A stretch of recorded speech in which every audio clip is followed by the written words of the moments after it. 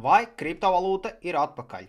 Vakardien, pēc Donalda Trumpa izteikumiem, kad karš drīzumā varētu beigties, izaicina arī tirgu. Bitcoins uzkāpa virs 70,000, pēc tam bija neliela korekcija, bet esam atpakaļ virs 71,000, kas bija 3,4% kāpums, arī Ethereums nepilni 2% kāpums. Un vakardien šī ziņa arī izaicināja kārtīgi naftas cenu. Ja naftas cena bija uzkāpusi turpat līdz $120, tā koriģējās ar 23% un šobrīd ir zem $90.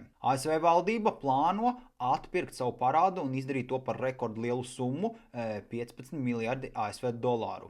Butāna izskaitījusi uz biržu 175 bitcoins, jeb tie ir aptuveni 12 miljoni ASV dolāru vērtībā, un parasti šāda darbība nozīmē, ka varētu pārdot. Nasdaq apvienojas ar kriptobiržu Kraken, lai Eiropā varētu izdot tokenizētas akcijas.